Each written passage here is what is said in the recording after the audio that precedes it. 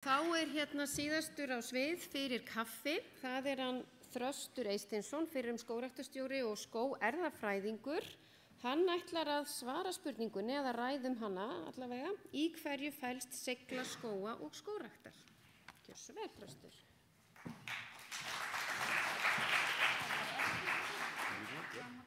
Takk.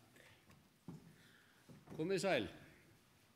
Ég ætla að tala hér seiglu sem þýðing á enska orðinu resilience.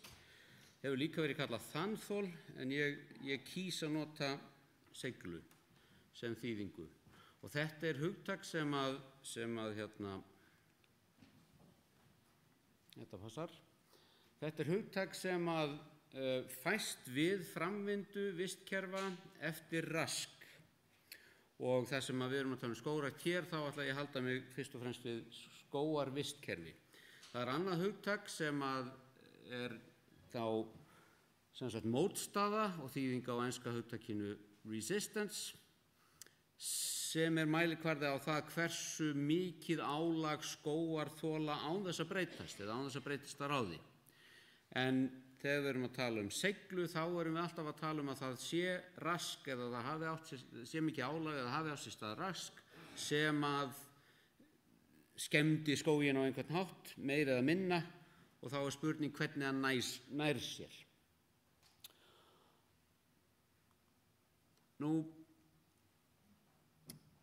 Það hafa verið mismunandi skilgreiningar á skógi. Ég lagði það á mig eftir að ég fór á fund í Þýskalandi, í Berlín núna í haust, þar sem var verið að tala seiglu skóga, og það verður eitt aðalatriðanna á næsta ráðherrafundi vernd skóga í Evrópu sem verður seinna þessu ári.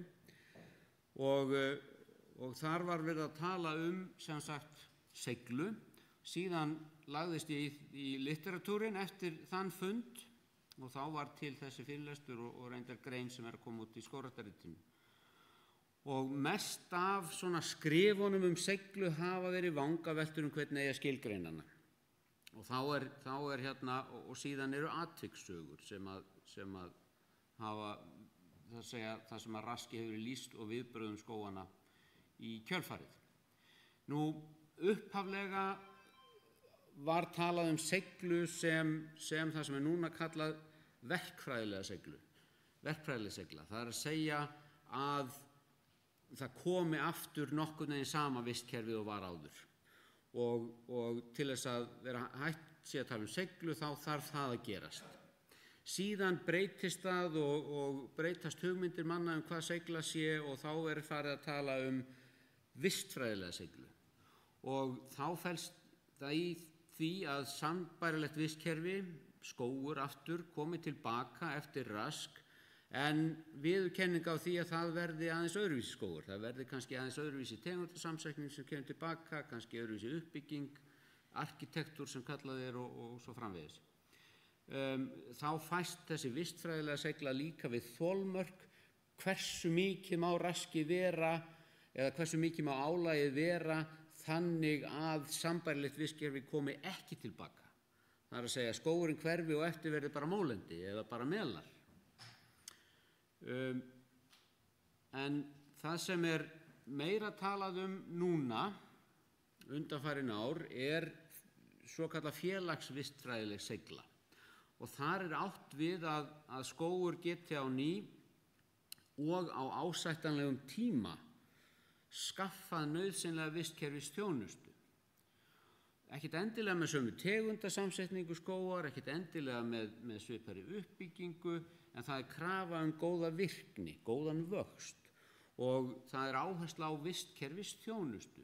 Og þetta viðurkenning á því að ástæðan fyrir því að við teljum seiglu vera mikilvæga við sjálf.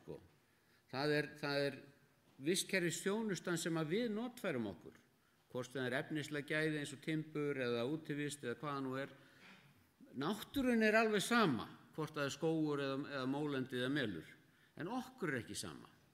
Þannig að þetta viðurkenning á því að þetta skiptir okkur máli. Eins og ég sagði áðan, það fátt rannsóknir, raunverulegar rannsóknir sem að tengja ákveðna eiginleika vistkerfa eða eiginleika skóga við seiglu. Það eru vísbendingar til, sérstaklega úr atvikssögum, en rannsóknir sem eru atvikssögur, það er að segja lýsa einhverju sem hefur gerst, gefa ekki endilega, eða hafa ekki endilega spágildi það ef að raskið er eitthvað öðruvísi eða skógurinn eitthvað öðruvísi eða á einhverjum öðrum stað, hvort að það sama muni gerast þar þá líka. Og það er mjög lítið rannsóknir á mælanlegum eiginleikum skóga sem að tengja þá mælanlegu eiginleika við seiglu. Það er þó aðeins til. Og út úr þeim rannsóknum sem að hafa þó verið gerðar og út frá þessum atvikssögum sérstaklega, þá hafa verið lagðar fram tillögur að atriðum sem gætu gefið til kynna seiglu skógana. Og svo fyrsta á það sem hefur mest verið talað er líffræðileg fjölbreytni eða líffjölbreytni. En úr atvikssögunum eru dæmi jákvæð, neikvæð og engin tengsl á milli líffræðilegrar fjölbreytni og seiglu. Það er allt til.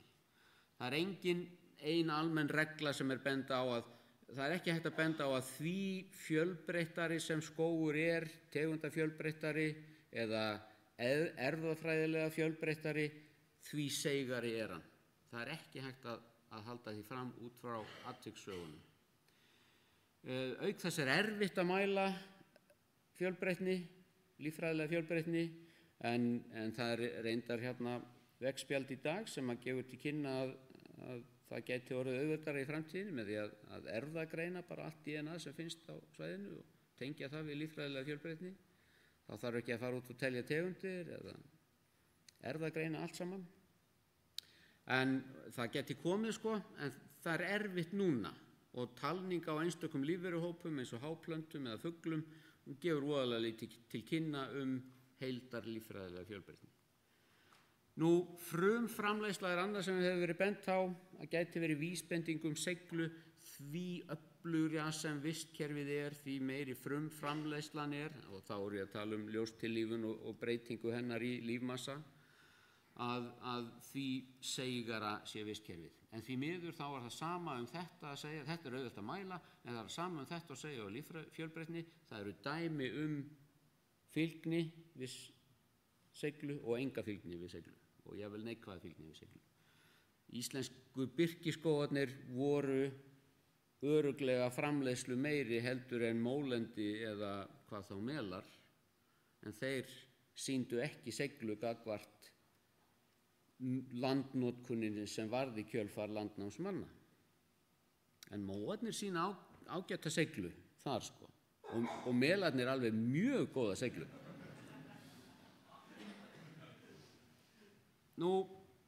Þá er komið að hlutum sem að kannski er hægt að tengja við seiglu og það er þá fyrst fyrirbæri sem er kallað vistfræðilegt minni sem hefur ekkert með svona minni í kollunum manni að gera, heldur hefur að gera með þær aðstæður sem eru fyrir hendi eftir að rask hefur átt sér stað. Fræregn eða fræforði í jarðvegi, veðurfarslegar aðstæður og svoleiðis, hvort að þær séu líklegar til þess að stuðla að því að skógur komi tilbaka eða sambærilegt vistkerfi komi tilbaka. Þetta er hægt að mæla, til dæmis fræregn, og það virðist vera líklegt til að hafa spágildi. En það eru mjög fáar rannsóknir á þessu hins vegar. Hraði framvindu er eitthvað sem að klárlega gefur til kynna í hvaða átt stefnir í kjölfar rasks. Og þetta er hægt að mæla gróðurþekju, fanga pöddur í gildrum og eitthvað svona og telja þær og það er ýmislegt hægt að gera til þess að mæla framvindu vistkerfis. En það er bara hægt að gera eftir á. Það er bara hægt að gera það eftir raskið og það tekur svolítinn tíma að fá niðurstöður. En það er þá spurning hvernig sé hægt að láta slíkt hafa spágildi áður en til rasksins kemur. Landnotkun er það atriði sem að sennilega hefur mest spágildi Hún oftast vel þekkt, það þekkt hvernig sé verið að nota land, það landbúnaður eða beit eða líklegt að komi byggingar eða hvaða nú Áhrif geta verið afgerandi. Það til dæmis ef að birkiskógur verður fyrir fyrirldarlegri faraldri og mikið af trjánum drefst, að þá getur það skipt mjög miklu máli hvort að það sé á landi sem jafnframt nýtt til beitar eða á friðuðu landi, hvort að skógurinn komi tilbaka. Þannig að það mjög líklegt að landnotkun, bara ríkjandi landnotkun hafi spágildi seiglu skógana. Nú það mikil rannsóknarþörf eins og ég hef sagt. Það á öllum sviðum. Það þarf að efla vöktun og árangursmat. Hvað gerist eftir rask? Og við erum ekkert mikið að fást við það hér á Íslandi. Það þarf að skilgreina tegundir rasks og skaðvalda. Hvað það sem þrýstingurinn á skógarvistkerfi sem við þurfum að velta fyrir okkur og hvernig mun það breytast með hlýnandi loftslagi til dæmis. Við þurfum að spá í tíðni rasks. Við höfum til dæmis lýst því að það stormfall í skógum hér á Íslandi og sérstaklega eftir Grísun.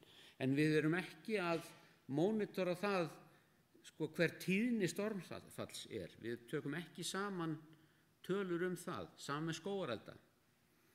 Jú, við skráum skógarelda, en það engar rannsóknir á það hvort að tíðni þeirra sé að aukast eða minnka. Þeir flestir eldar reyndar gróðureldar en ekki skógareldar. Jöp, þetta allt að koma. Nú síðan þurfum að vita aðlögun trjátegunda. Þar dágóð þekking hér á Íslandi en við þurfum að viðhalda henni. Fólk þarf að mennta sig í erfðafræði og plöntulífeðlisfræði. Og síðan þarf að tengja allar þessar rannsóknir við seiglu. Og það þýðir að það safnað fullt af upplýsingum og síðan þær notaðar í líkanasmíð. Og þá getum við hugsanlega að fara að segja til það einhverjir hlutir hérna sem við getum mælt sem að geta sagt til hversu mikla seiglu viðkomandi skógur líklegur til þess að sýna. Nú það ýmislegt hægt að gera á meðan, áður en við vitum allt, við munum seint vita allt, það hægt að stækka skógarauðlindina. Það sennilega sá þáttur sem að eykur seiglu hennar mest, af því að það ólíklegt að skógar allt land verði fyrir sama raski á sama tíma. Það hægt að auka árangursmatið. Við erum með árangursmat í gangi, en við þurfum að nota það líka, vinna úr því til að koma með tillögur hvað við getum gert betur. Það getum við aukið. Við þurfum að huga að ferlum. Við þurfum að huga að vistkerfisþjónustu, hvað það sem við viljum fá út úr skógunum okkar, frekar en að byrja á því að hugsa tegund. Tegundanálgun í raun og veru andstæð við vistkerfisnálgun. Og þannig að leggja meiri áherslu á skilning, leggja meiri skilning í markmiðin sem við setjum okkur. Og þetta hefur áhrif á alla þætti ræktunar. Nú, við þurfum að efla samfélagslega innviði skógræktar, halda áfram að efla. Og það þarf auðvitað að vera til nóg fjölgunarefni, það þurfa að vera til öfluga gróðrastöðvar sem við sáum í gær reyndar, mjög fína. Eldvarnir þurfa að vera í lagi, menn hafa mikið talað eldvarnir, lítið gert í þeim. Framlagakerfi, þau þurfa að þróast og þroskast og mæta væntingum. Áætlanagerð þarf að vera betri og rannsóknir. Það hægt að velja saman tegundir og landgerðir, þetta gerum við höfum þekkinguna, en það þarf að skerpa á þessu. Allt of oft mistök gerð í þessu að tré gróðursett á rangan stað fyrir tréð. Og þá líður því illa þar. Það hægt að hefja rannsóknir á endurnýjun skóga, ég ætla ekki að tala þetta verður fyrirlestur þetta á eftir. Hvernig ætlum við að endurnýja skógana? Og það þarf að leggja af lausagöngu sauðfjár. Þetta svo landnotkun sem veldur mestu raski og mestum samfélagslegum kostnaði við skógrækt. Og reyndar margt annað eins og vegagerð og landgræðslu og allt þetta. Þetta svo landnotkun sem mest dregur úr seiglu eftir rask. Og þetta langmikilvægasta aðgerðin til þess að auka bæði útbreiðslu og seiglu skóga. Kærar þakkir.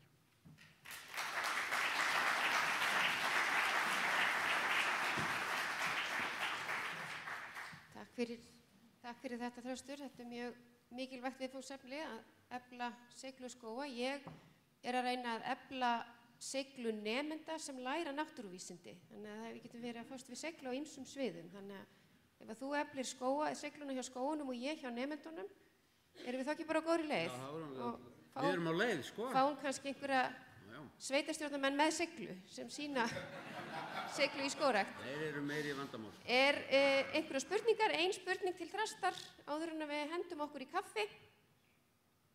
Nei, þetta var allt svo skýrt hjá honum. Við förum bara beint í kaffi, hittumst hér klukkan 10:50 cirka.